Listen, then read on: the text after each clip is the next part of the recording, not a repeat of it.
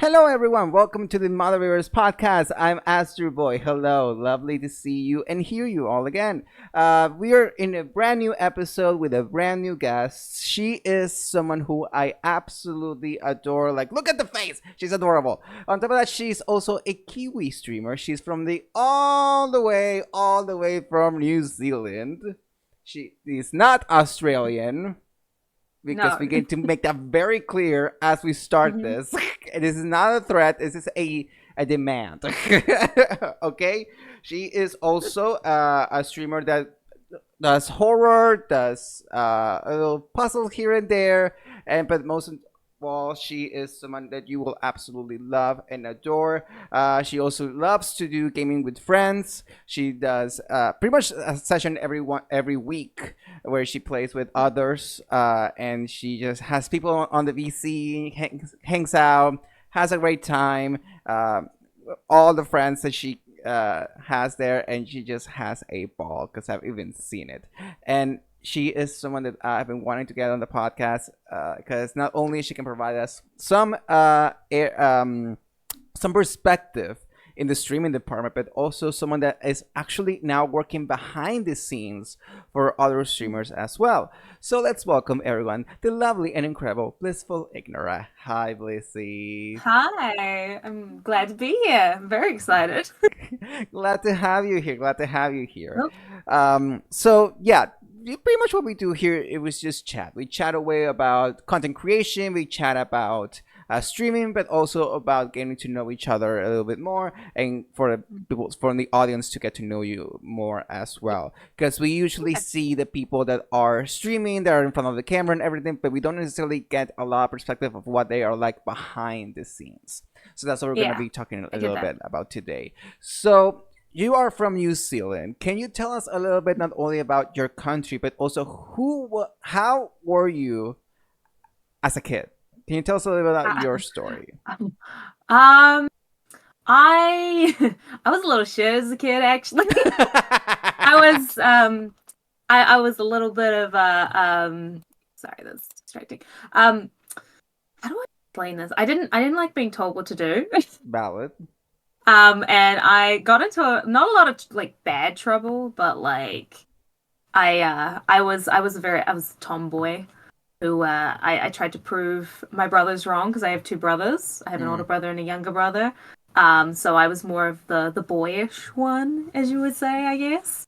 Um, but yeah, living in New Zealand, I guess I only got kind of perspective of how it's different after I came to the US, but Okay. I don't know. Like I haven't actually myself seen like a large portion of New Zealand, but Don't I've worry, I've Abby.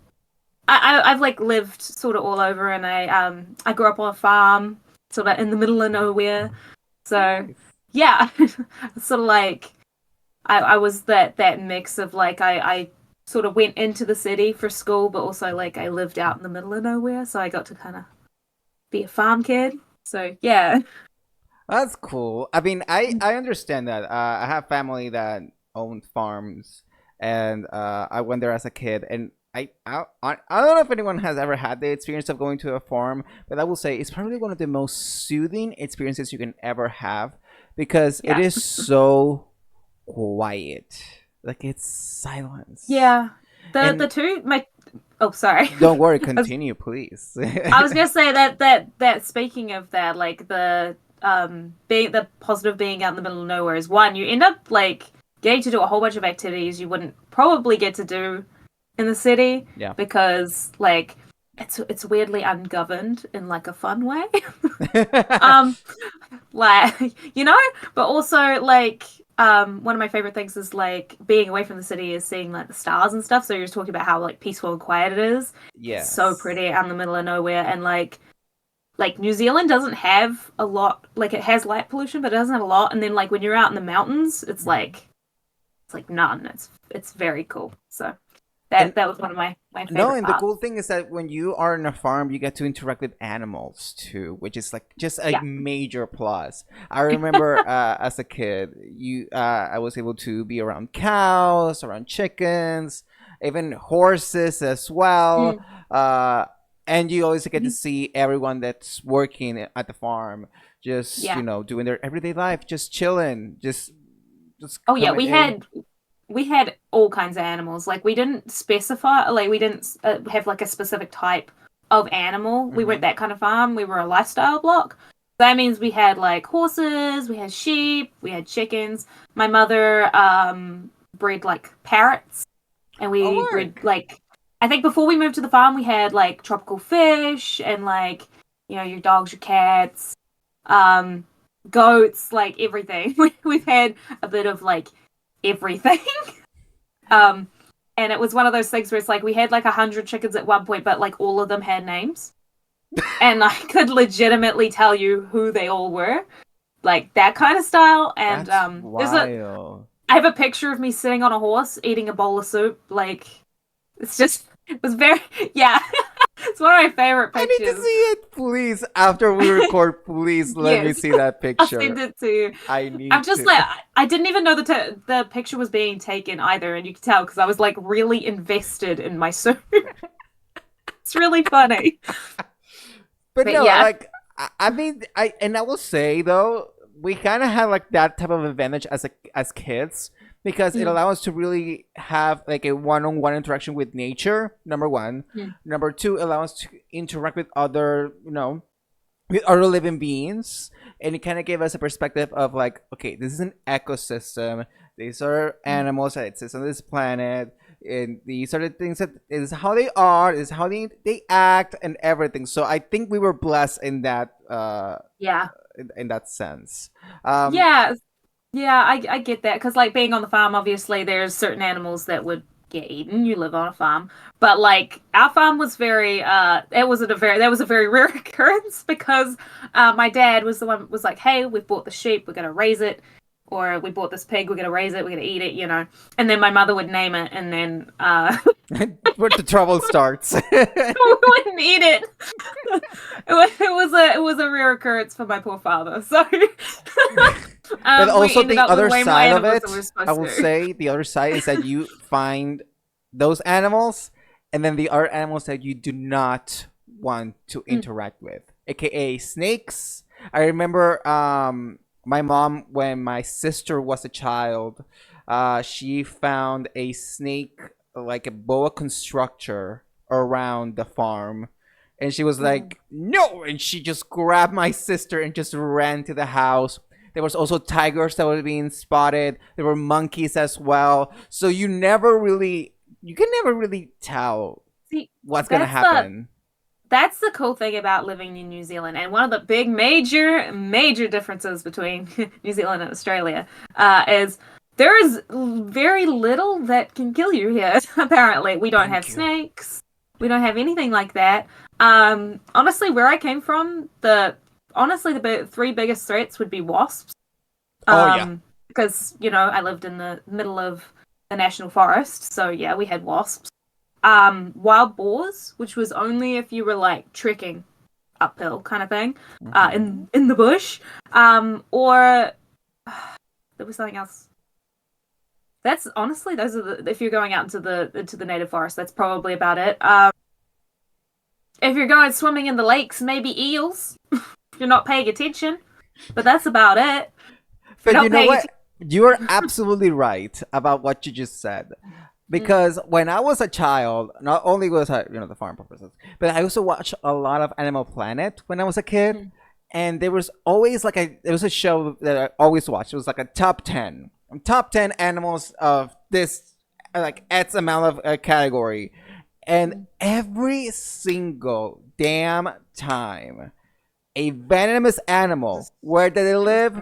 In Australia. In Australia, yeah. Yeah, no, we don't have that. I believe even our like dangerous spiders, they're not native to New Zealand, and they're less common. So like there's like the whitetail. I believe we have redback spiders, but again, I'm more likely to see a whitetail, and again, they're not. It's not something that, unless you're like allergic to, it's actually a big issue to my knowledge. But they are quite poisonous. Poisonous? Girl, there are even octopus that are dangerous and venomous. The blue ring octopus. Blue ringed? Yeah. Yes. Yeah. Look it up. Yeah. Look it up. That thing can kill you. That thing can kill you so mean, much. I knocked out my camera. I mean, we have shark attacks, but I mean, any country close to the ocean, who doesn't? Exactly. So, I mean, we live on an island. There's bound to be. But do you have meals that they use sharks to make meals? Yes, actually. I believe rig is the most common. I'm not 100% unsure on this fact, but I think rig is the most commonly eaten shark here, or at least from my experience, because I used to work at a fish and chip shop. Okay. It's a like cheap but really tasty like fish, and it is actually a shark. Can't tell you off the top of my head any others. That's just the one I always. No, don't worry. Pops into We have a mind. special place here in where I'm at in Venezuela, and they have shark empanadas, and they are delicious. See, ours is just any kind of fish, is fish and chips. Oh yeah. Battered and deep fried fish. But are you like me though? Because for instance, when I eat fish, I can't have the head with it. I can't. Because you have the head and you have the eyes, and I feel like they're watching me eat the fish. I can't. So I actually grew up. When I used to live in the city, because I actually was born in the city and then we moved when I was younger. Okay. We used to go like every weekend, every holiday to like our batch, like our summer home. It's not ours, but you know where you go and you're by the ocean. Okay. Down the bay, we would say, and we would do a lot of fishing. So like fish eyes and stuff doesn't bother me. Like the smell of like fresh caught fish doesn't bother me. Just reminds me of like when we used to go fishing. We have a dish here. We like a type of fish called whitebait. Okay. And it makes whitebait patties, and they're basically just like they're tiny fish, like literally that big lengthwise.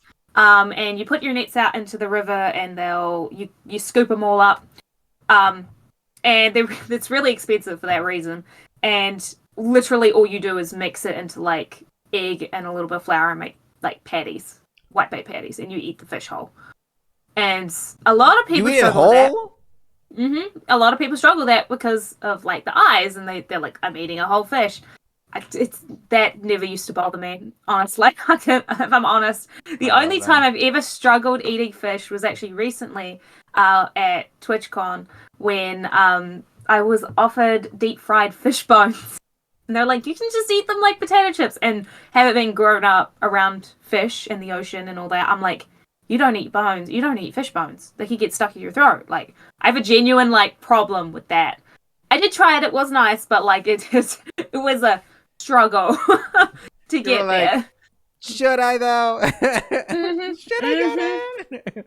Actually, in the end, the competitive side of me is the only reason I tried it, because everyone else started trying it, and I was like, I can't punk out like this. Yeah, I was like, I'll be the only one who doesn't try it. I told you I grew up with brothers, so it's like the one way to get me to try like anything. You do it, I'm gonna be like, damn it, now I gotta do it, or I look like a wimp.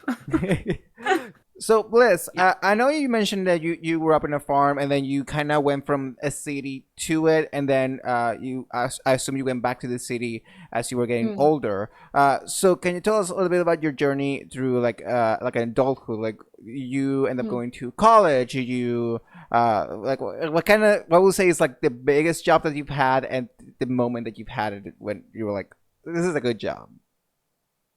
I think moving to Christchurch was the biggest jump, but like if we're starting like the whole way through, it wasn't until I was 8 that we moved from it. I say the city; it's a city by default. I'm pretty sure. Drag them. Only barely Drag qualifies. That city. Well, I actually can tell you guys, this is not like anybody's gonna find me. I come from Nelson in New Zealand, and it's technically a city, but it's not a city.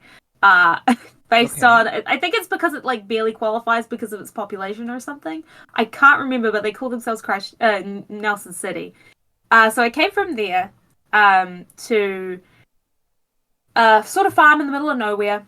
And we were there for 2 years because we were waiting for the deeds for the farm to go through. It was 150 acres of land that we were buying.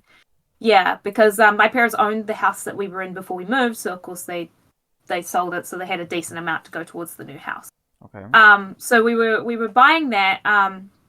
Actually, the reason why we had to move because the area we were in was awful, and I got bullied by everyone, and I laughed to make light of it. But in the end, it was actually the son of the person we were buying from who was like the worst, and we were gonna have to be neighbors with them. And my mother was like, "No, we're not doing this." And I was like, good choice. Thank goodness. Yeah, my mom the whole time was like, "This is not okay," and they did their best, but it's a really hard situation. It was a very hard situation. Yeah, because you're mixing money, you're mixing business, you're mixing. Oh yeah, and the school life. wanted to do nothing about it because it was one of those schools where like it was heavily funded by the parents of the kids causing these issues, so it was like a constant battle. And in the end, my parents were like, "No." So Good. we moved again when I was 10. I turned 10 at the new house, and that's the property we still own to this day. Awesome. In the middle of nowhere, in the middle of the mountains, in the middle of the trees. Everything is either uphill or downhill. Oh, and the closest store was 8 kilometers, I believe. It was like a 15-minute drive, something like that. Something ridiculous. I had to take a bus to school, and we only had 24 children in the whole school. I'm talking middle of nowhere. We were in the middle of nowhere. So, you know, little school. Everyone knew everyone.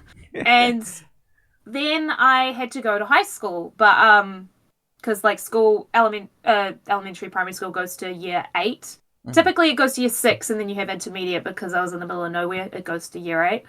Okay. My options were to be homeschooled.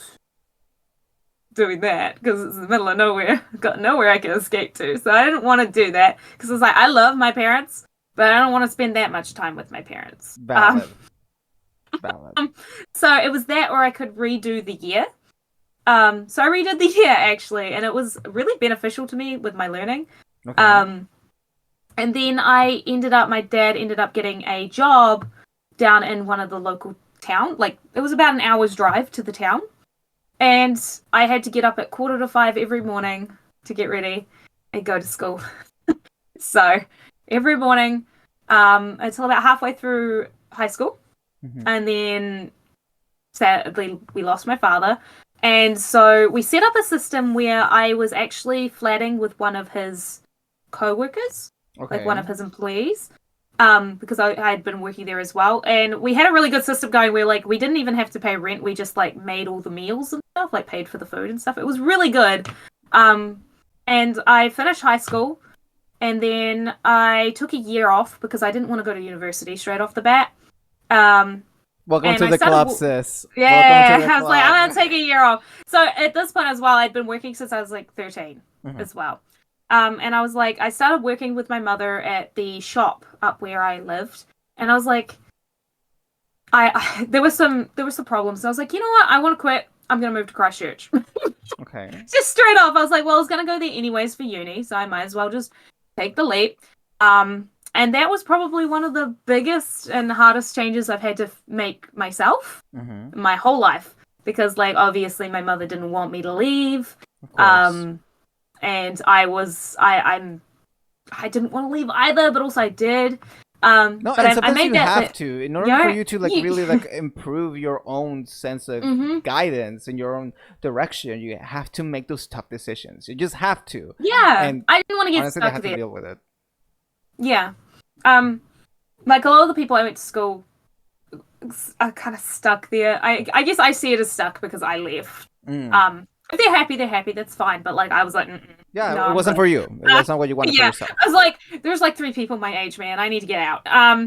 So I moved to Christchurch and I got a job at McDonald's, and I ended up working there for like 5 years. I did my year off, and this is gonna sound so silly, but I didn't actually really want to go to university, but I also felt kind of obligated because like my whole life I'd said I was going to.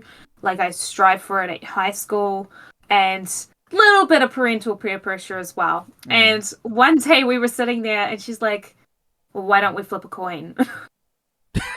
It's the coin flip. So I went to university. You know, Yeah. the way world troubles just work like this. It's not that you have your dialogue. It's not that you go for different kinds of people to get aids. No, let's just flip a coin. Let's Yeah, just do but the I was Harvey like, Dent method. legitimately, it was in the middle of like one of the mall like cafeteria areas as well. We were sitting there eating like pita pit, like wraps, and she's like, "Let's flip a coin." We flipped the coin, and I lost. So I went to university, which was okay because, like in New Zealand, especially, I don't know about now because I haven't really kept up with it. But like when I went, the first year's free as long as you pass everything. Yeah, you. So it was kind of like a. I had nothing to lose. You only have to pay for what you didn't pass, and I passed everything. There was one class that was pretty bad. The class itself was actually pretty bad, like teachers getting suspended, kind of bad. But I passed that class by the skin of my teeth, so I passed everything. And I actually did really well. And I was like, you know what? I really miss the school environment because I went for my Bachelor of Teaching for primary school education. And I finished the degree because I got about halfway through and I was like, I don't want to do this anymore.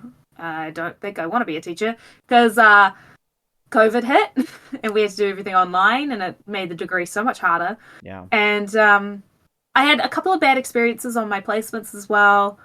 Better than most, but like still, I was like, you know what? I want to work on me first. So I decided to take a year off because you need to do 2 years of supervised teaching before you're a full-fledged teacher. I never did that. I just went and took a year off, which turned into 3 years, which here I am. And I started doing Twitch. Well, I started doing YouTube while I was in university. I was doing videos, and then I started doing live streams because somebody recommended it for getting more subs. And then I moved to Twitch because somebody told me it was easier. And it was a little easier to run, yeah. And yeah, here we are. That's kind of how I got to where I am. And I will say though, major respects to you because as a son of a teacher, I can tell you it's not the easiest job. It's just it's so I get it, rough. and especially you know, it's gonna sound a bit dicey because my job currently is to give advice so that people can go to college. But just because that's my work, my actual reality is that I took an entire year off because I spent 6 years, my God, 6 months not doing anything because I graduated from high school. I had no idea what I wanted to do. And then my sister was studying at a college here, and she was like, "Well, you like video games? Why don't you go study engineering or computer engineering?" And I went, "Okay, cool." Literally lasted 2 trimesters and said bye, and it went directly to mass communication, where I graduated from. I only finished my degree because I'm that kind of stubborn. I was like, I'm almost done. I am almost done. I watched my GPA. Go from it was like B plus to like B minus C over the 3 years. I'm not having this. I was like, I would start off so strong too, and like I got good grades on average, but I'm one of those people that I'm like, shit, we have a paper due tonight, and I will write it that night and hand it in and get like a B. And that's not because and it's so funny because I was like, man, if I had applied myself, I would have done so well on there. Yeah. I was that student that I didn't buy any of the textbooks. I didn't read any of them. What I did, this is going to sound so bad, but this is how I did my paper. Oh, God. Because I would go to the library if my friend hadn't got the textbook, because she liked to buy the textbooks and get the audiobooks and stuff. Okay. I would go to the library. I would go to the textbook section, and you could get them out for 3 hours. I wouldn't even do that. I'd just take the book, read the conclusion, write down a couple of quotes, read the first paragraph to make sure I understood what I was reading, and then I would go and write my paper. I did that all the way through high school too. That's how I did my papers. And I remember when I was in high school, one of my teachers gave me my paper. And in New Zealand, it's not A, B, C in that grading system. It's achieve merit excellence, with excellence E being the best kind of thing. Okay. So it's kind of the same, but it's for NCEA. And he's like, "Oh, you got an excellence on this mock paper." I was like, "Oh, cool! I actually tried on that one." He's like, "Could you do that on the other papers?" And I was like, "No." This one didn't count. I was like, "Yeah, exactly. There was no pressure." Oh, what do you mean? And look at you with a bachelor's degree now. Exactly. I got a bachelor's. I'm not using it. Well, I that depends on what you mean by using it. I try to, like, when I was applying for my current job, because I work at a bowling alley / arcade. Work. Yeah. They do children's birthday parties. So when I applied, I was like, I have a bachelor in teaching. I'm great with kids. I know how to handle and manage kids. I can run these birthday parties. And they were like, that's good. I'm like, see, my degree's helping a little bit. Higher. I don't even have the diploma. My mother stole it. I don't have it on me. It's at home, like 5 hours away with my mother. And she framed it and put it up with candles, like a shrine. Because I'm the only kid that went to university. I'm not kidding. She also has a picture of me with Karen Gillan and did the exact same thing. So, I mean, apparently they're both on the same scale. I'll take it. I'm a middle child, so I get forgotten a little bit. Also, we stand Karen Gillian in this house. Yeah. It was. I'm pretty sure it was signed and everything. It was like, Oh my god. Yeah. Okay, that's just, oh my god, that was fantastic. Anyway, let me take a little breather. You're so much. I'm red. So let's take a moment to wind down, and then we'll be right back with more ModRaiders podcast. That shit was funny. And hello, welcome back to ModRaiders podcast. Today I have the lovely and incredible Blissful Ignora, who's telling us all about her life, and now we're going to talk about a little bit more about her streaming era. Hi, Blissy. Hi. All right, so I'm going to ask you a question. This is a question that I ask every guest that I have here, which is like the question. When would you say when you knew streaming was for you?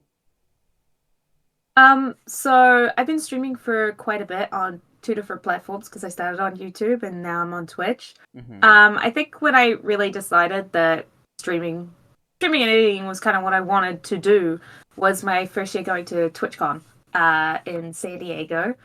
That was not last year before. Yeah, I had to remember. I was about to say last year. Because I actually got to be in like that environment with all the other streamers. I got to see all my amazing friends I'd made. I got to have all these like wonderful experiences. And I just kind of, I was there and like in it, and I was like, yeah, you know what, this is what I want to do. This is where I want to be. So that was probably that like defining moment that I really thought that, like, up until that point, I just kind of been doing it just because I could, I liked playing games. I like entertaining. So it was like kind of a no-brainer, but yeah, up until that point, I hadn't really thought about it. So yeah. And let me ask you this, because you went to TwitchCon in Vegas and you went to TwitchCon in San Diego, correct? Yes, I did. Yeah. So can you give us the perspective of a person that has gone to both TwitchCon moments?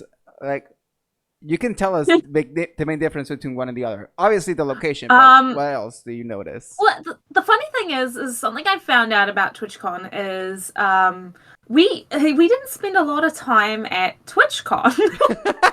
I believe we went for like 1.5 days last time, and then the first year, I think we went almost every day, I believe, but we weren't there like the whole day kind of thing.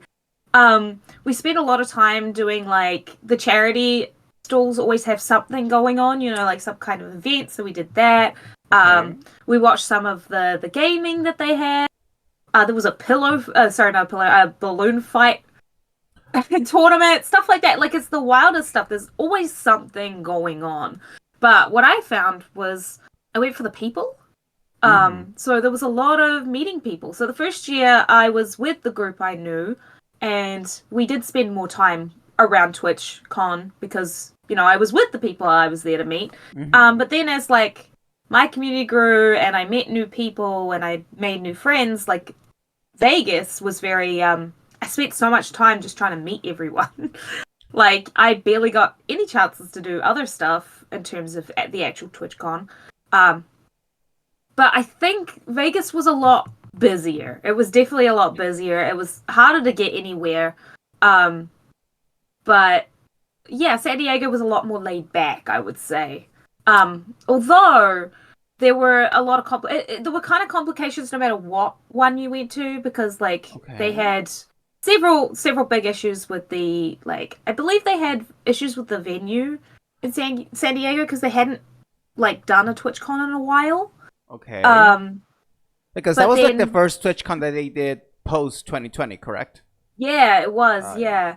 And I don't know. I can't. Again, it was like 2 years ago now, so it's a little harder to remember. But I think they had some issues with like the venue size, and then they there was the infamous foam pit incident, and I was not going to mention it, but I did not participate in that. I did not participate. I did walk past it. I considered it, but then I was like, they have you on camera, and I was like, ironic because I'm a streamer. I was like, no, no, I'm not going on that. So we went we went around the corner and did the like child's height Wendy's one. It was so fun. It's great. There's a video of that somewhere. But yeah, so I guess in San Diego it was a lot more personal, but because Vegas there's so much to do, even outside of the con, people wanted to do this, that, and the next thing, they wanted to meet up. So I think it was almost more distracting. Okay. Like, because there was so much to do and so many places to go. And it's also Vegas. Like, Vegas is already distracting by itself. Exactly. I love Vegas. Like, I have never been there, but I would love to go there one day. Continue. This is a safe space. As somebody who comes from, like, a small country, like, I'd never even been in a casino before. Because, really? like, it's just, like, we have a casino in Christchurch. I just have never gone. And so, like, you cannot avoid it in Vegas. I left the plane and there was one right there. Like, just outside of the airport, like, gate. And then, like, our hotel, the whole bottom floor was a casino. And I was like, never seen this many machines in my life. So, like, it was very loud. It was very fast-paced. Whereas San Diego was a lot more chill. It was a lot more chill.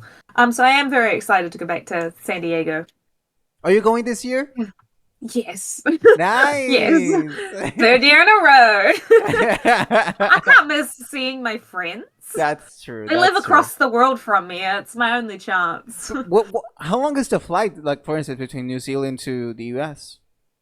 So typically, if I get like a standard sort of flight, because you can either get like your very fast one for more expensive, the one I usually take, which is, you know, not too bad, but then you can like, or there's the one that's like cheaper, but like you got a million stopovers. So there's at least 3 stopovers, because you're either going from Christchurch straight to Australia and then America, or you can fly up to Auckland, who does the international to America.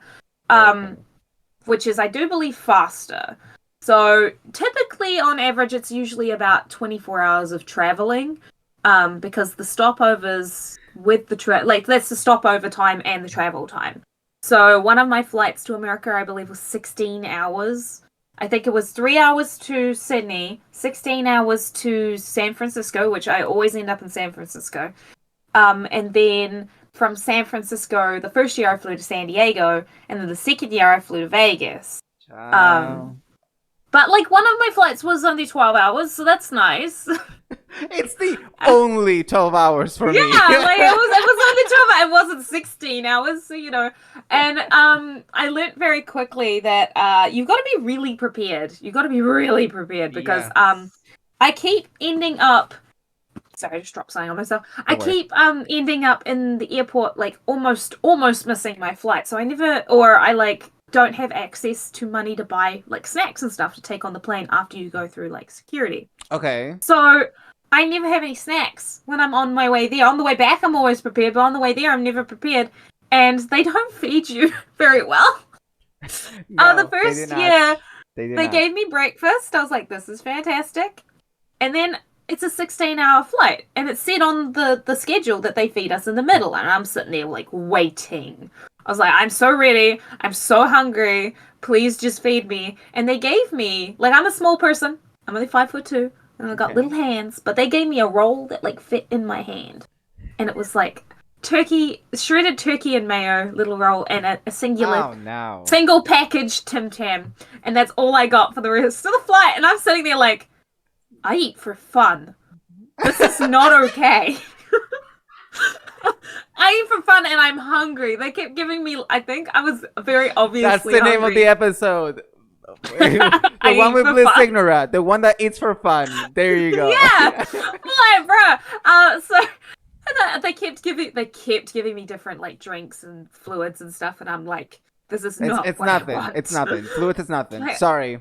It's not like, okay. This is probably a weird take, but I like drinking like tomato juice. It's not an odd drink to have here. I know. I said this to other American. Well, you're not American, but I said this to my American friends. Oh, so you're saying Venezuela and South America is shit? That's what you're saying.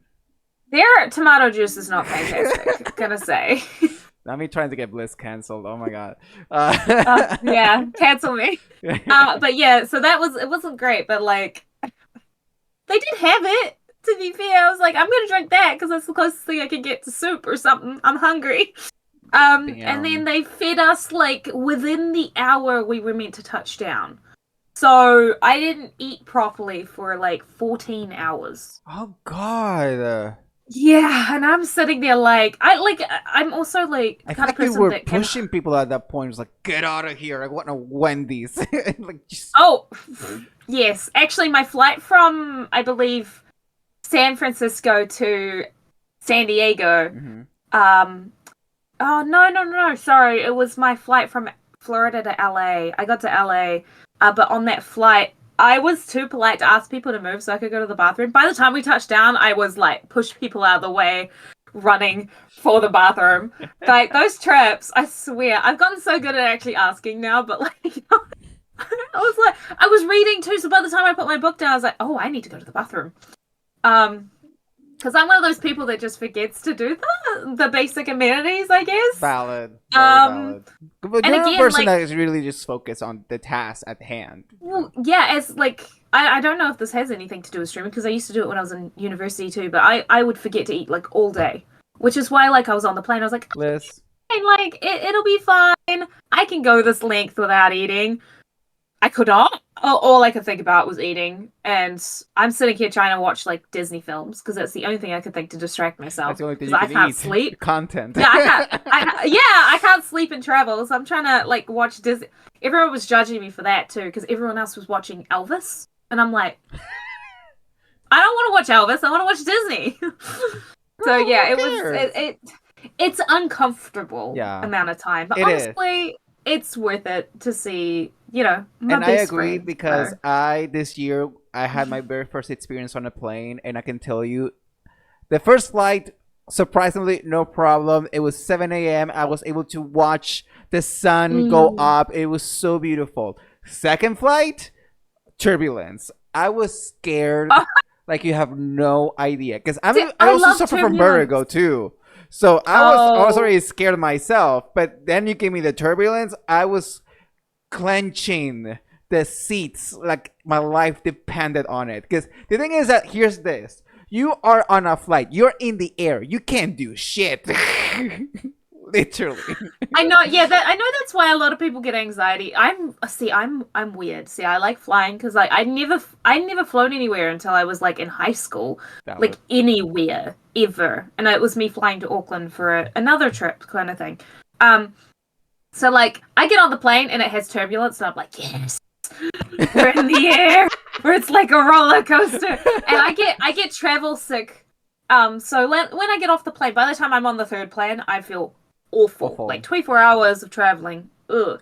But planes are like the only thing that don't give me that kind of travel sick. Like, I just get mildly nauseous. And usually that pairs with the jet lag, so it's not too bad. I can usually handle it.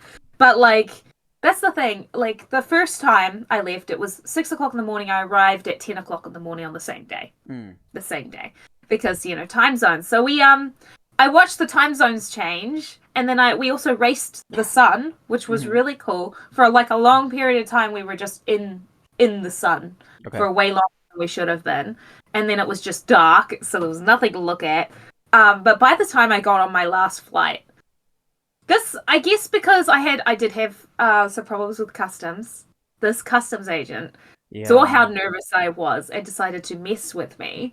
And, like, I did my thumbprint wrong and everything. Like, I was so nervous. I probably looked like a criminal. I was that nervous.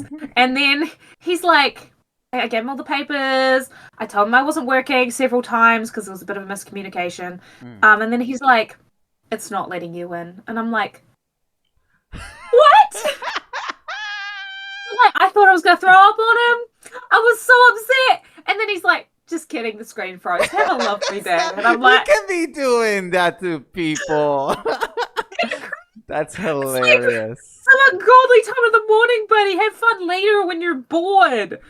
Oh, and what's worse is like I've never seen people carrying guns before. So I was already freaking out about this guy who was standing by me with like 3 holstered guns, and I like messaged my friends, and I was like, "What the heck?" And they're like, "Don't worry, Jesus Christ." They're like, "One of those will be a stun gun. Don't worry." And I was like, "That means that 2 of those are real guns, though." It does not help. It does not help. You think it helps? So yeah. No, it makes it worse. Yeah. No, by the time I got on that third plane, I was exhausted, and I was sitting there trying not to fall asleep because it's some ungodly time. It's like 10 in the morning, and I'm sitting there trying not to fall asleep, and I wanted to be anywhere but on that plane. I was like, you know what? I can't do this. I can't sit for another hour. And it was a plane full of Twitch people because they were all going to San Diego. At work. I was so tired. Mama, that's networking. That's a networking opportunity. You take advantage and then you start talking. What? I looked around and I was like, no. I can't do this. I don't want to be here. Oh, it was awful. And then I got lost at the next airport. But no. And then my second trip, I actually got pulled aside for a random check, and I was already late for the plane because I'd been standing in the security line like a good noodle instead of saying that I was late, and so they rushed me there. A lady pulled me because I was running through the airport, like pulled me aside and was like, "You're who we're looking for. Get in the cart," and like took me. And I was so distracted because I was nervous. Like I wasn't listening to her. She was telling me all about how I was about to be freaking patted down, and I wasn't listening. I was like, yeah, and then we got there, and she's like, go. Yeah, she's like, go with these people, and they're like these big security guard people, and I'm like, why? She's like, I just told you! And so, it turns out if you've got, like, I think it's a triple S on your ticket, you're gonna get searched for bombs. So, they pulled me aside, and they swabbed all my pockets, they swabbed all my stuff, and then he comes over, and I'm, like, panicking, because I was already panicking, and he's like, so we found something.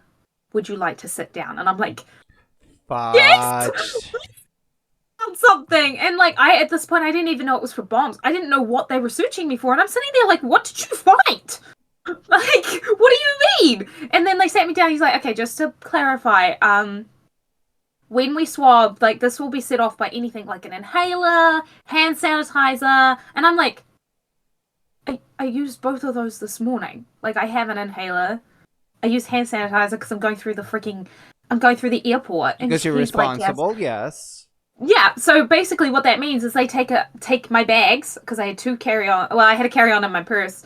They took both my bags, they have to search through all my book pages, I had to take off my shoes, I had a full body pat down. Oh my God. And it was so funny because the whole time, I'm a people pleaser, so the whole time I was like, sure, they're like, it's fine, go ahead. They were, yeah, no, I was like, I'm so sorry. They're like, oh, they were being really lovely about it, which is like the opposite of what I was expecting. And they were like, oh, I'm so sorry about this. And I'm like, no, I'm sorry. It's late, and now I'm holding up the plane, and I'm so sorry. And they're like, no. So they were being like super sweet to me the entire time because I was sitting there trying not to cry. And I was like, no, you can go for it. Do what you gotta do. Like, it's fine. That is and then so sweet. I like was messaging Cobra King on the way to the plane because he had said he'd had a similar situation, and Oh, okay. before I left, and I was like, oh man, if that ever happened, I'd just go home. Oh man, and then I messaged him. I was like, you jinxed me. I'll ask him about it when he comes to the show. I'll ask him about it. Yeah, please, because like he's got like a whole story about that. I went to the wrong seat and everything, and then the guy just was like, sit down, and I'm like, holding up the plane by like half an hour. I'm like, and then we got camera. We got there 20 minutes early. We arrived 20 minutes early, so it didn't even fucking matter. But like everyone was mad at me, and I was like, I'm not even out of my own country yet, by the way. So yeah, I've had some experiences with flying. That's hilarious. That is so funny. So it takes me like let's go back a little bit to just a little bit. Oh yeah, sorry. Don't worry. Don't worry about me, sweetie. I know how to wind it back.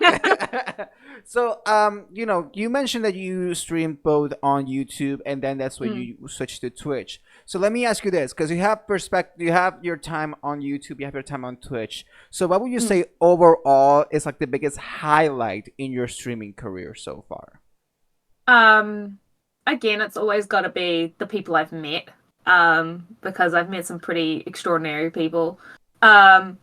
I still talk to a couple of people I met on YouTube, but honestly, most of my experience has been now through Twitch. I've streamed, I believe, the longest now on Twitch. But yeah, it's honestly the people I've met and the experiences I've got to have through that. Like, I would never have gone to TwitchCon if I hadn't made these amazing friends. So it's got to be the connections. Twitch is like this big platform of just connections and connections ready to be made, and like, they call it networking. It is, but like, I mean, I could say I am affiliate because of the streamers I met. Like, up until I started actually going into communities and meeting people and being a part of it, I was even close to being affiliate, which again, for me, I didn't really mind because I again just streamed for fun. But yeah, these people, once you meet other people and make connections and make friendships and other streams, and then they find out you stream, because I have a terrible habit of not telling people I stream. They come in, they say hi, they bring their community, and then your communities mix, and that's a great way to grow, but also just a great way to make cool friendships. That is true. It's kind of a win-win.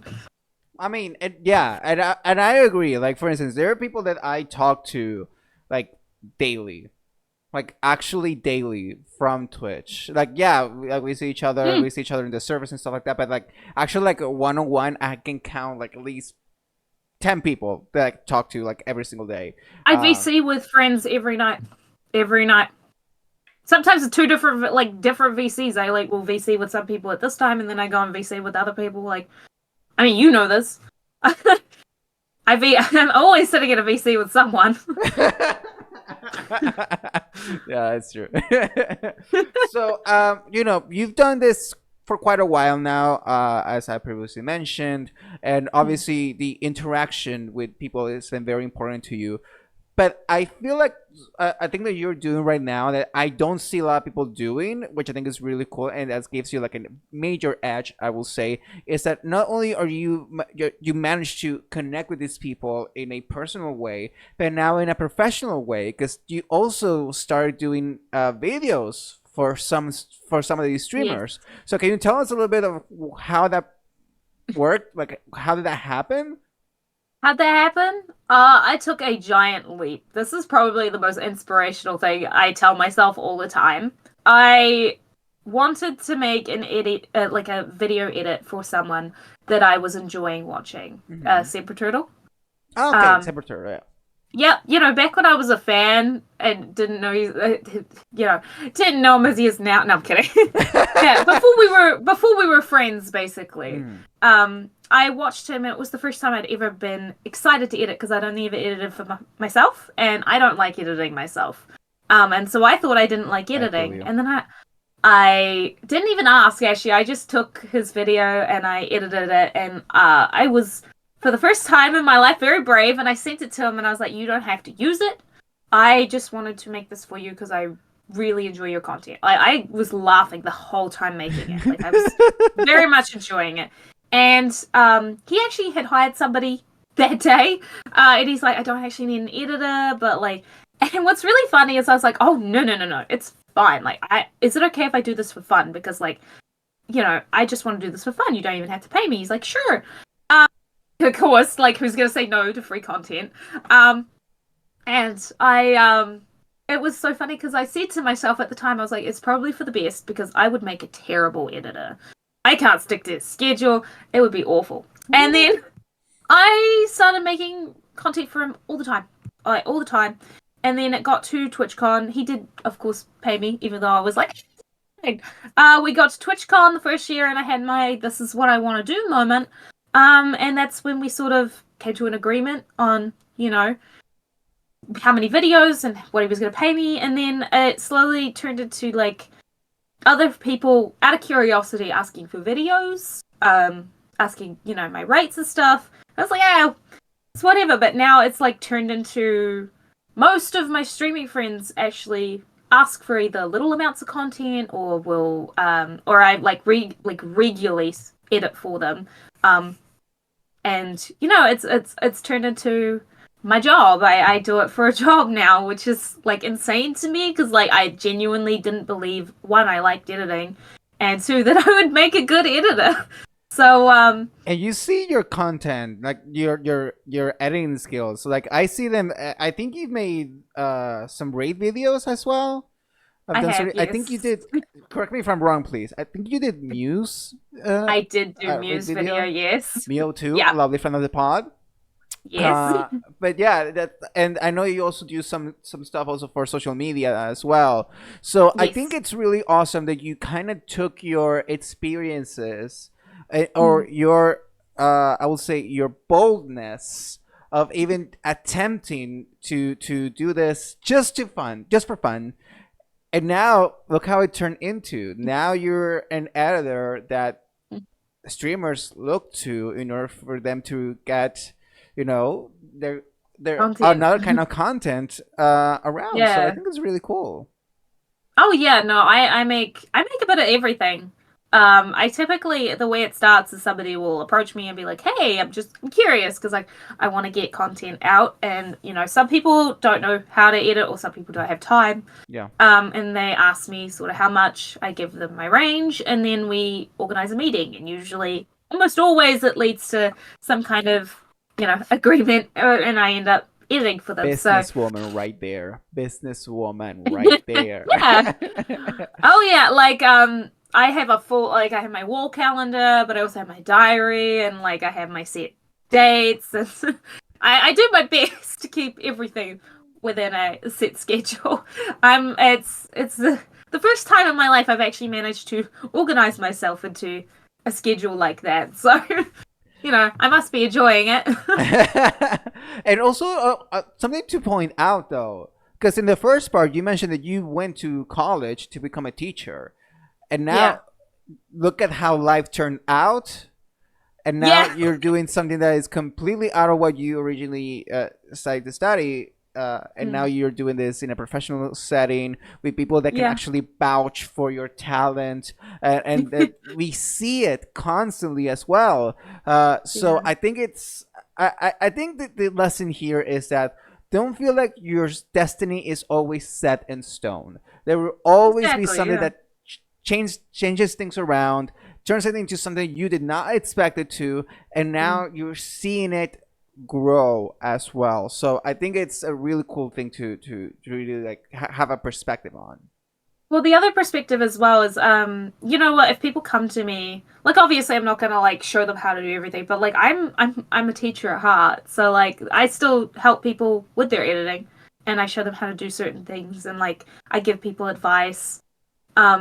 And like, you know, and again, having to upload a lot for YouTube and TikTok, like I'm not an expert, but like I have things that I can teach people about it and things that I know about it. So like there is still that aspect of the best way to learn and how to teach, and I can't help myself. But like I still do, like it's the weirdest thing. I still find ways to incorporate my teaching into what I'm doing. So I guess in a way it wasn't it wasn't a waste. No, Because I still use it in my day-to-day life. Like I can still, and I can teach people how to teach too. It's great. Like my previous job, I was a crew trainer, and I was head crew trainer, so I was in charge of training people how to train and training. So like yeah. So and, like everywhere I've been, like I had to because use you it. have the skills to teaching. Maybe then eventually you becoming like an actual teacher about editing and videos and everything. You can even work for a university as well. So hey, who knows what happens in the future? But at least you have something to fall back on, whatever happens, which is a good thing. That was my mom's thing. She said that was the whole reason she wanted me to go to university, was to have that. And I'm like, sure, I suppose that, yeah, there is that. I will say I agree with your mom. I agree with Mama Bliss. Mama Bliss, yeah. Mama Bliss. So at this point, I want to do a little section. This section is called Mod Check. All right.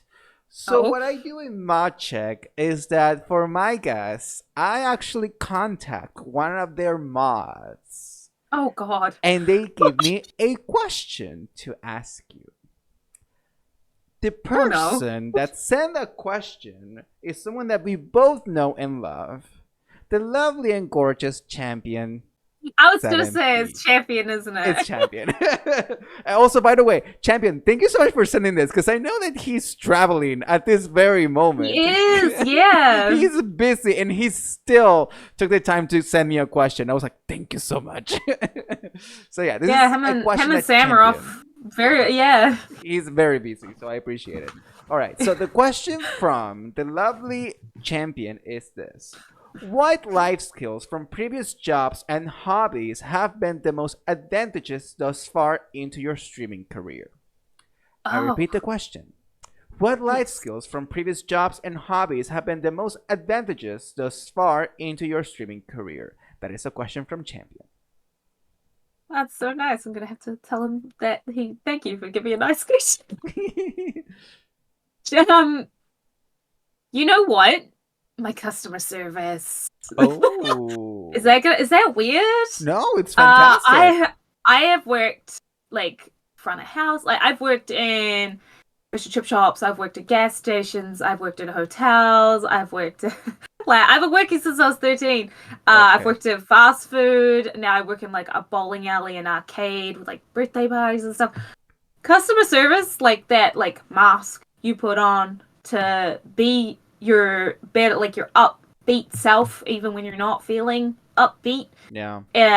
It gives you, like, I guess on days you're feeling good, you can just be confident self, and then days you're not feeling good, it teaches you how to, be professional and just bring yourself up. So I suppose that actually is a really good talent to have for on stream, because when you're streaming, some people are very genuine. This is themselves. Some people like to put up, this is a character I'm playing. Both are fine. Like there's no proper way to stream. Yeah. But it's always an exaggerated, upbeat version of yourself, and you're not always going to feel like doing that. Yeah. On stream. And some people take the day off, and that's completely fine. Some people try to push through, and I guess it helps you. Have that ability to come on stream and be like, hi, this is me, Does that make sense? No, it fully does. And also, I 1000% agree with you. First of all, if you need to take a day off, take the day off. Take a day off. You're not in a 9-to-5 job. This is pretty much a hobby. This is pretty much a pastime. So, like, if you need the mental health check, get the mental health check. I mean, even if it's your full-time job, if you think about it, if you went to work tomorrow and you had the flu, you felt like you were going to throw up, if you were not feeling well, you wouldn't go. Exactly. Like, it's not about whether you love your job or not. It's you wouldn't go because you need to look after you. You need to look after the people you work for. So in the case of like a physical job, you wouldn't want to get them sick. In the case of streaming, you don't want them sitting there worrying about you, You should be looking after you. Yes. So yeah, that's something I've been struggling with, and I've been doing a lot more because growing up, my work ethic was very much like give 110%, and like always turn up. Basically, if you're breathing, you can do it. Yeah. And that's not how you should be. You should definitely look after yourself. And again, with the teaching aspect of my last job, a large portion of it was me telling people what's kind of expected of them at work, and I'm like, if you are sick, don't come to work. You are not 100%, and that it's more important that you get better before you come back, That part. That Because part. there's so many reasons why you should take the time off, but the most important one is you need to look after yourself. Which, do you know what? If there's going to be a couple of people who watch this and go, she is such a hypocrite. But I'm working on it. I'm working on it. Like the other day, I was streaming. I streamed for like an hour where I was just chatting, hanging out. I felt fine. I started the game, and I just immediately felt nauseous, like cold shivers, thought I was going to be sick. Oh, God. And I held out, like, for a little bit, because I was trying to shut the game without it deleting my save. But then, like, I think I put ducks up, because I was like, maybe I just need to go back to just talking. But then I was like, no, I still feel awful. I was like, no, we're going to end here, because I'm not being a good host, and I'm going to throw up. Let's not do this. So luckily it was one of my bonus days, but still I was like, I felt really bad about it, and I was like, no, you should never feel bad about needing to take time to look after yourself, whether it be for any form of sickness, whether it be like physical or mental or whatever, you should definitely take that time. Yes. And also another thing that you said that I feel like it's worth mentioning because of the customer service and everything, and when you feel like you have to put on like a persona for you to stream, like it will inherently happen. One, because we see how others are in the streaming world, and whether you want it or not, you're gonna grab like little thingies here and there from others. It's something that's bound to happen because you see them a lot. But I will say the biggest tip that I will give you is that as long as you are yourself, the world is yours. Especially in this setting, in the streaming setting, the content creation setting, when you are yourself, amazing things will happen. Exactly. And again, you don't like, just because, you keep stuff from your viewers, like, you're not 100% like, this is exactly who I am, this is my life. That's not a bad thing. Yeah. Like, as long as you are being genuine, you don't, like, because you've got to keep a little bit for yourself. So, if you're being, like, this more upbeat sort of, just, like, slightly, not exaggerated, but, slightly exaggerated version of yourself for this, like, whatever, like, 6 hours on camera, like, that's still you. It's just, just a more energized version of you. Exactly. Well, that was ModCheck. Thank you so much, Melissa. And again, thank you, Champion, for sending that lovely question. Champion. I appreciate it. So I was a little bit worried for a second there. because we know the character. No, I wasn't. He's lovely. I was gonna say, you said mods, and I was like, which one? I was like, oh no. Well, luckily I know Champion, so at least that's a plus. Not shading your other mods, by the way, just to be they're clear. wonderful. Yeah, they're wonderful. They are wonderful. You know what? They give me a lot of crap, but I deserve it, and I hope none of them watch this. No, that's not. I hope they watch it, obviously, but I hope they don't hear this part where I say if you watch it, give it a like wonderful. And subscribe. Thank you. No, they're. I wouldn't. But I look over. They just look after everything for me. They're just wonderful. They're amazing. Shout out to mods. Shout out to mods. Where would streamers be without mods? That part. Yeah. That part. Well, we have more in store. So we will be right back for the final part of the ModRaiders podcast. So BRB. And we're back with more ModRaiders podcast. I don't know why I looked down, but we're welcome back. We're back with the lovely Blissful Ignora. We've just been chatting away, having a good time, talking a little bit about personal life, talking a little bit about streaming and content creation, as well as now her being in the editing side of things as well. But Bliss is also a mod, a fellow mod. And you know, sometimes when we're mods, we are tasked to do or handle certain situations. So we're gonna go into another game called Allow or Block. I'm gonna present to you a situation, and you're gonna decide whether you allow it or will you block it. Oh, okay. All right. Okay. First situation: self promo in chat. Allow or block? No, block. Same. Especially when it comes to those designers. That's one of those. It's one of those moments where. Well, it's like there's unspoken, like, you know, like courtesy. Mm-hmm. There's an unspoken rule. You just don't, self promote. You don't promote other people in someone's chat unless the streamer has said, "Hey, do you stream?" Yes. Or tell me about your stream, or directly asked. Like, you don't go in and promote yourself in other people's chat. Not though. That is 100% true. I am like, no, we're not doing this. And even when it happens in my own chat, I'm like, anyway. Oh yeah, I'm like, really? Yeah. Come on, man. I don't like it. Allow me to talk to you about your streaming career, or allow me to talk to you about your artistry. Don't jump with that. That is my advice. Like, and at the end of the day, let us get to know you, like an actual you, not your intentions. And also, don't feel like you have to start a conversation and then immediately go, "I also do this." No. Yeah. Let us find out on our own. Well, that's what I said. I had a bad habit of not telling people that I stream. I refuse to put in people's chats that I stream, and they're like, "Wait, you didn't tell me you stream?" And I'm like, "Of course I did not tell you I stream." Like, it's courtesy, man. I'm not putting it. They're like, we were just talking about who streamed. I was like, even then, I feel weird about it. Yeah. I'm not gonna do that. Yeah. I would say, as if the streamer is the one that's giving you the permission or giving you the hint to say it, do it. If don't, that's if fine. not, don't do it. That would be our advice. All right. Allow or block mods fighting in chat. Ooh. Wait. As a mod and the other mods are fighting? Yes. And it's not like a joke fight, like an actual, like they're arguing in chat. I would, as the mod, if I was the mod, I wouldn't get involved, because that's the for one, as a mod, you can't obviously delete other mods' messages, but that's the streamer's then responsibility, because if you get involved, you're just another mod fighting then. That's true. Yeah. That's like if two kids were fighting and another kid tried to break them up. And then the kid it's like, joins. that's a big thing for like the first person I started modding for was mods don't undermine mods. They don't fight. Mm-hmm. No public fighting, that kind of thing. Yeah, it's as far as the public's concerned, we support each other.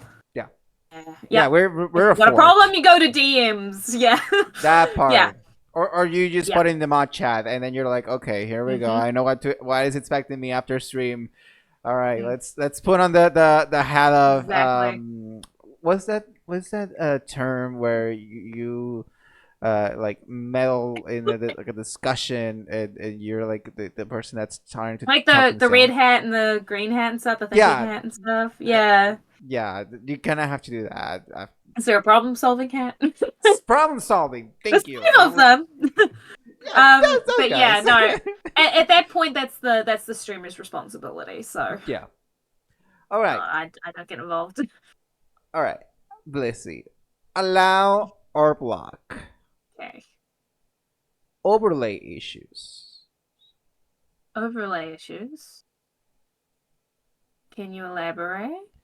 Yeah, like maybe would you be a sister and and tell your mod or your streamer, baby, that overlay ain't good, or baby, that overlay doesn't fit, or baby. I go with the rule of have you heard the rule of like the 5-second rule with your like friends. Like if you see see your friend and they've got like something they can fix in the next like 5, like they can quickly fix, then you tell them. If it's something that you cannot fix like very quickly, then you just don't mention it. That's kind of the rule of thumb. So if it's like the music's crackly or something's not working properly or so they're muted, yeah, you would tell them. Yeah. If not, that's something you would definitely DM them and be like, hey, check your DMs. There's something that should be fixed later. So that's a good strategy, actually. And, yeah. Because I will say this, mods, don't be afraid of telling your streamer when something is up. When something is up with your job. Yeah, like yeah, we do a lot, but at the same time, you have to take care of also like the quality of the stream as well. If there's that possibility, of course, because it's not like we all are just the perfect streamers and where everything is just beautiful and fantastic. No, sometimes you just the way you start is the way you start. But it doesn't. Yeah. But it's okay to be like, hey, maybe you can work on this, or this was something that ended up poorly. This is how you can fix it. Like if we can then like not only present the problem, but maybe present also like some solutions that could work. That also is like a giant plus. See, with the thing I found is with mods, it's very important and very difficult to find people that you really trust.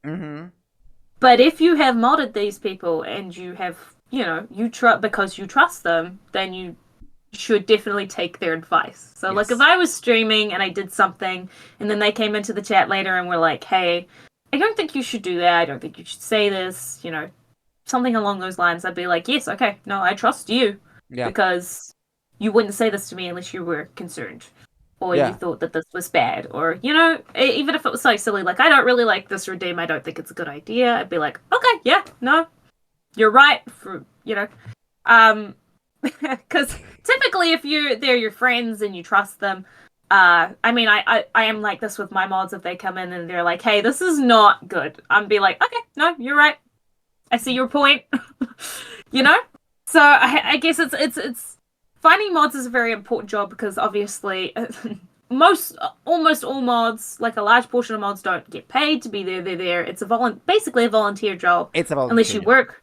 Yeah, unless you do mod for a streamer that pays you, I don't know, but like most times it's a volunteer job. You're doing it to look after the community, to help the streamer.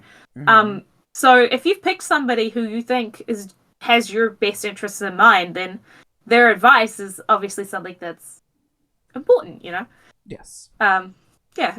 I agree. All right, and here we go. The last part of allow or block. Disgusting foods. Allow or block? Oh, I would allow that. Such a hypocrite if I said no. Did you pick that one for me specifically, or no? I just came up with it. It's fine because I've done it too. I was gonna say there's gonna be a couple of people who watch this and message me and be like, "I'm glad you said you keep because you'd be such a hypocrite." Yeah, I am weird food extraordinaire. So, do you have? Because you got like a gif of like a dispenser. Can you show the dispenser? The wooden one. Oh yeah, it's actually right beside me. This is the thing that Bliss got. Look at this. This is really giant, but apparently this is like actual wood. It's solid wood. It's heavy. Like it's a full like. That's the only thing that's plastic is this top bit, and I'm really glad because it came in the mail and they throw my mail over the fence, so it would have got broken. But like, yeah, we have a dog and a really high fence, so they're like, nah, we're not handling this today. Yeah, it was. I said I liked I love peanut M&Ms, and so someone recommended it to my phone. I don't know who. It's sponsored by the amazing champion 7P. Yeah, I got it, and we put the M&Ms in it, and it didn't dispense properly. It would like crush them and get stuck. So that's we put unfortunate. Skittles in it, and it works. Yeah, well, I mean, yeah, it dispenses like 7 of them. So sometimes I have to eat like half the stack. But like, I'm sitting on stream like, just trying to get it out. Yeah, actually, I noticed that, like, because I have the split audio when I go and watch my VODs, I can hear myself eating them, and I'm like, ah! It drives me mental. But yeah, I do have that. It's not like an emote or anything, but I do have food related emotes Yes, for you that do. reason. Yeah. Yes, you do. And also Yeah. upper taken on the disgusting food part. I did a subathon once, my first subathon, and it was a roulette where Ooh, that's always no bad. roulette. It was like I had to there were some papers that had names of different ingredients, so that I can take shots. When I tell you, one the most delicious one was I think vanilla and apple juice, the best one. It Ooh. was actually I like was a gonna say really good that sounds combo. pretty good. The most disgusting one was mayo and vinegar. When I tell you, I was literally about to Yeah, they would throw have up separated on it. stream. They would have separated it, right? Started it separating? No, it stayed No. solid, which is worse. Oh. It kind of created like it was like a crusty type of way. I don't know how to describe it well. I just know I shut that Okay. down. I Mm, drank it. I was like, I'm committed to this bit. It was yeah, harrowing. Like a I chill went through my body. I'm notorious for I'll eat just about anything once, you know. There's Yeah. not very many foods that even after eating it deciding I don't like it that I wouldn't eat again. And that's funny because some of the combinations I've eaten I get a lot of crap for. Mm. Um and I still eat them. But one thing I cannot stand is instant pudding. Oh, I can't really? I cannot stand instant like the powder you make it up into the pudding. Yeah, yeah. Oh, the Milo? Mm, no, no, not Milo. It is actually like an instant pudding like Okay. sachet, and you like mix it with milk and then let it harden. Okay. And it comes out like kind of like a mousse, but like pudding. Um, no, it's disgusting. I can't stand it. So it's a texture I've for eaten, you.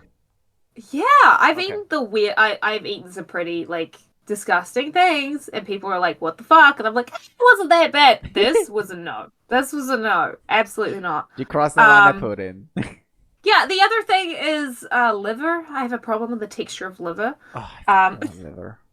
I still eat it. I love liver so much. I know I'm it's one of those disgusting. people. People are gonna be like, "The fuck," and I don't care. You put some caramelized onions in there and butter, and baby, I am there. Oh, we do it. We do what's called lamb's fry and bacon. So it's lamb's liver. Mhm. They do mashed potato, the lamb's liver, and sometimes there's like I don't think they usually do mushroom sauce, but like it's usually done with gravy and bacon. Oh, And I fucking love it, but I can't stand liver, but I still eat it because I like all the flavors.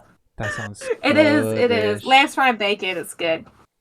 If you like liver, then I would recommend. Otherwise, you could just, I guess, make it without the liver. But yeah, Yeah, you can my make it mother, just I, chicken stuff. I didn't tell my mother that I wasn't a fan of liver because she would make it for me all the time, and I'm like, everything else on this plate is amazing, and I love this. Please keep it coming. So I would just eat the liver. Well, thank you for Yeah, playing on our vlog. I appreciate it. And also, we course. share a love for our love slash hate for liver. Yeah. So Bliss, let me do a little something. So Bliss, tell me a little bit about your streaming setup. You can be as vague as possible. I'm not asking you to give me like specifics or anything like that. If you know it, wait. If not, that's fine. But what do you have as far as like streaming setup? You mean like on my desk and stuff? Yeah, yeah, Or like yeah. just the overall I have aspect. I have a really cool I was really lucky. I got the desk and my monitors given to me, which is really lovely. But I've got like a corner desk, it's massive. Like it's like all the way like here, all the way over there kind of thing. Like and it's a corner desk. Oh, perfect. So that's why like when you asked me to move over, I was like, I can't, I'm in the corner.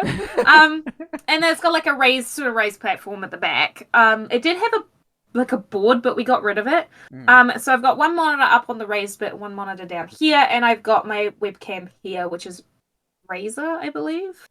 Okay. And I had to get a new camera because my old computer. We don't talk about Kelly.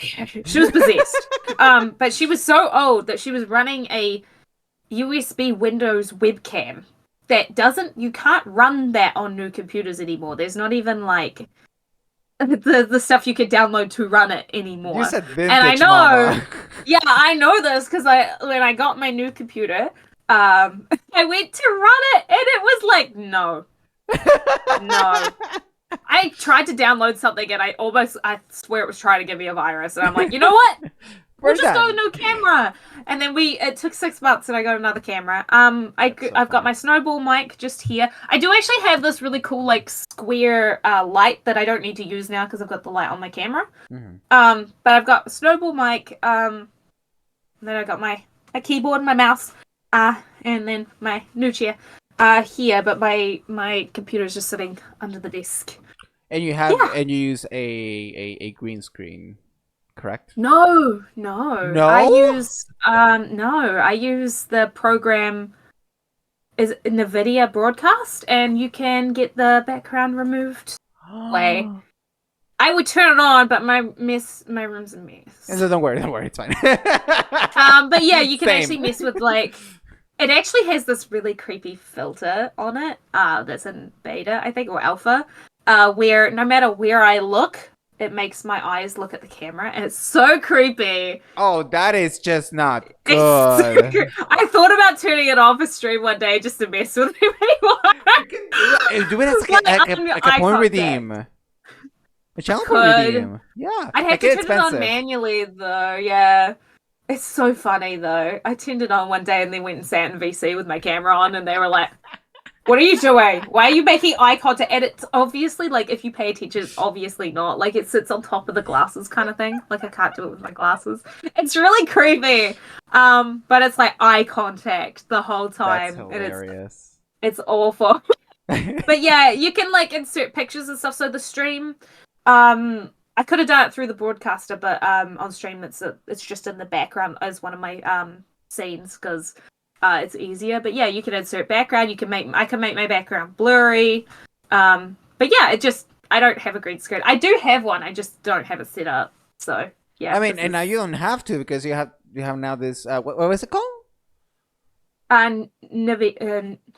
It's NVIDIA Broadcaster.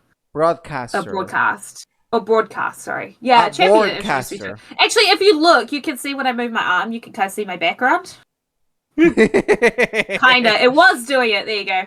There you go. You can see this stuff in the background. Yeah, it's because it's just that's why back when I had my black chair, it would just like there'd be nothing because it would just cut the chair out. It's like you're floating. Yeah, you can kind of see through the chair. Yeah, you can see yeah. So I don't actually have a green screen.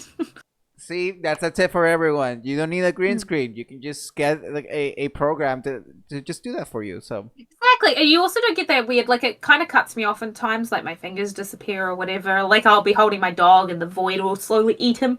But yeah, but you don't get like the green line around you, which is kind of cool. So that's valid. Yeah. Also, can you tell us a little bit about because we talked about this with the food emotes. Who did your emotes? So it's actually kind of a mixture of the emotes. So originally, like, all the blonde-haired characters were actually got off Etsy.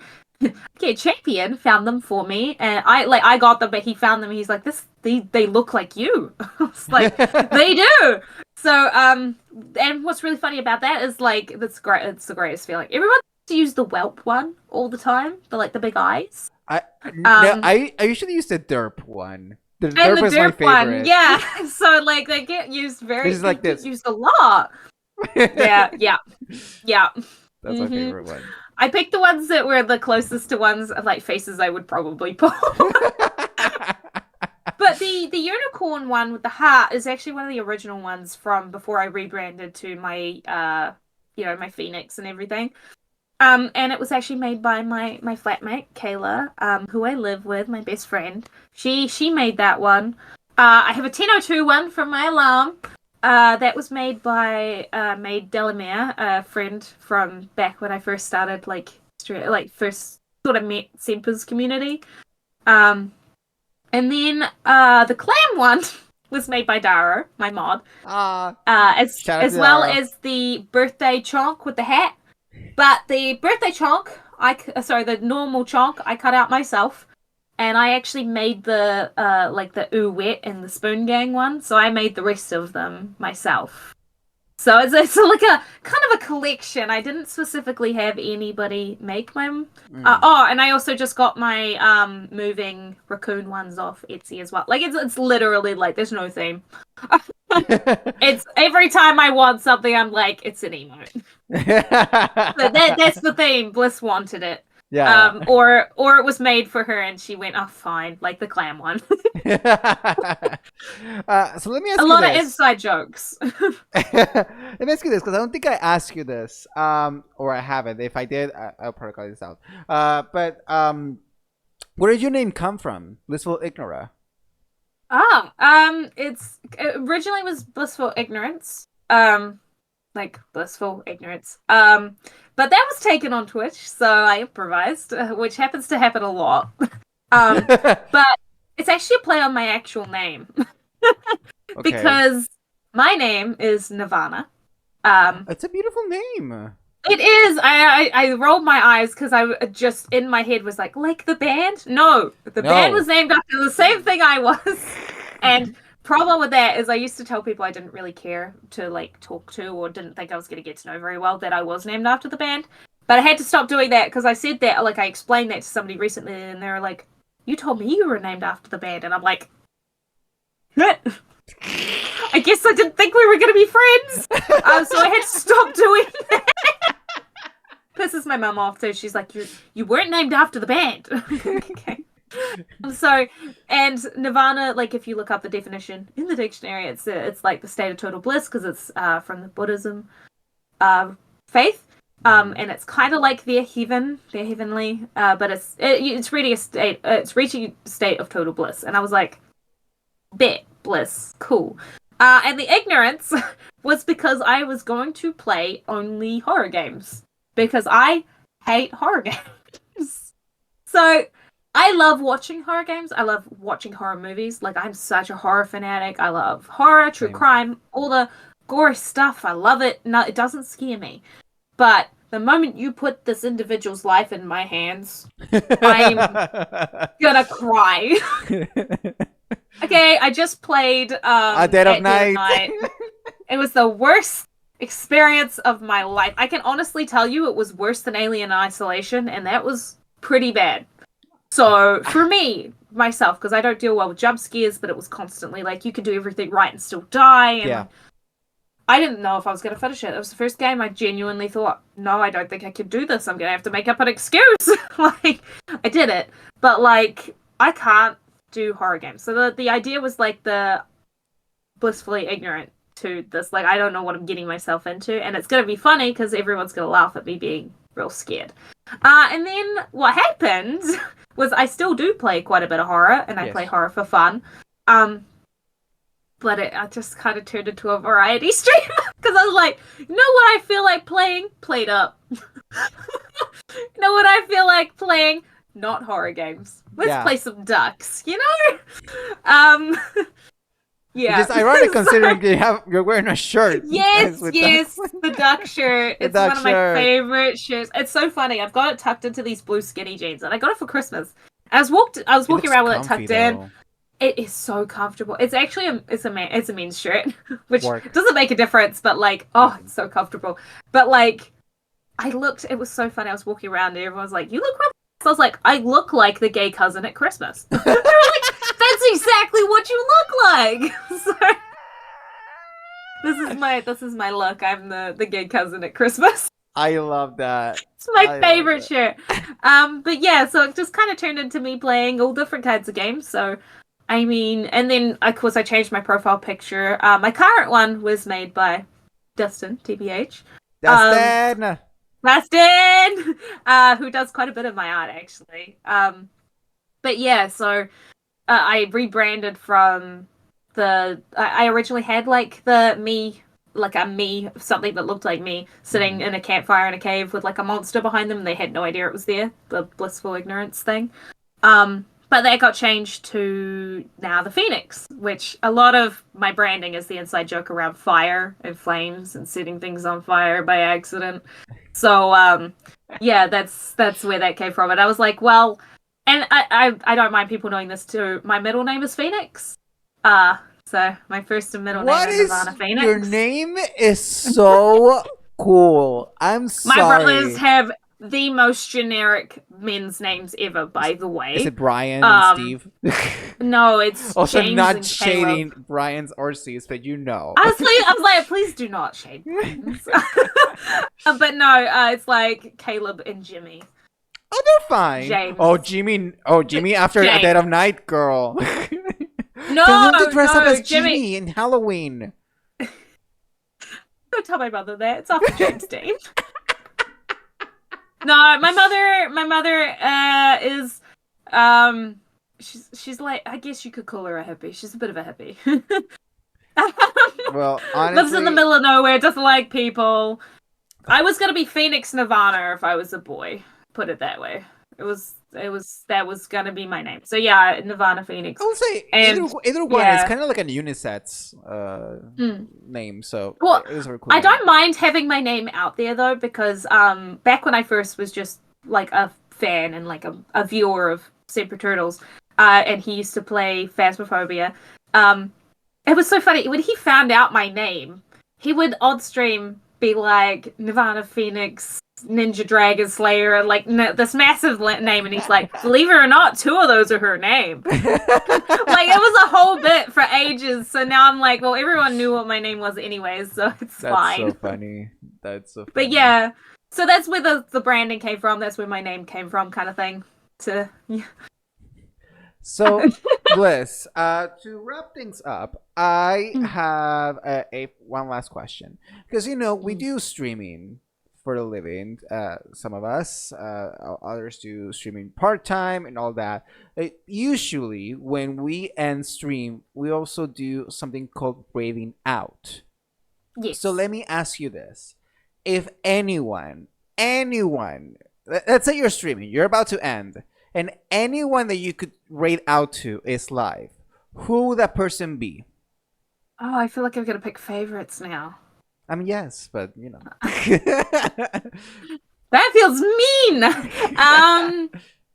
There is one person I always get really excited to raid, because like most people that I watch and I'm excited to raid are usually sometimes live when I end, so I do raid just about everyone.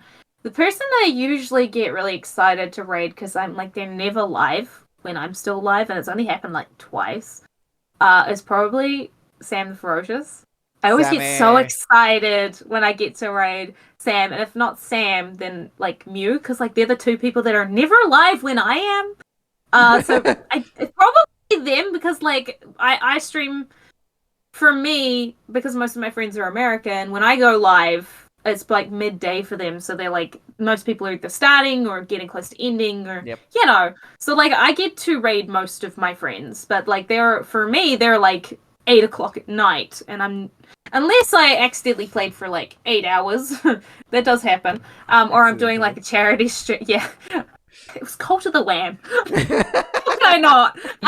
Or if I'm like doing a charity stream or something that's like 12 hours, because I've done that as well, then I don't ever get to see them at that time. So like it's actually really exciting when I get to raid them. And it's really funny because you said if you could raid anybody, and it's like, I feel like some people would think about like bigger streamers, but honestly I love raiding my friends. Yeah.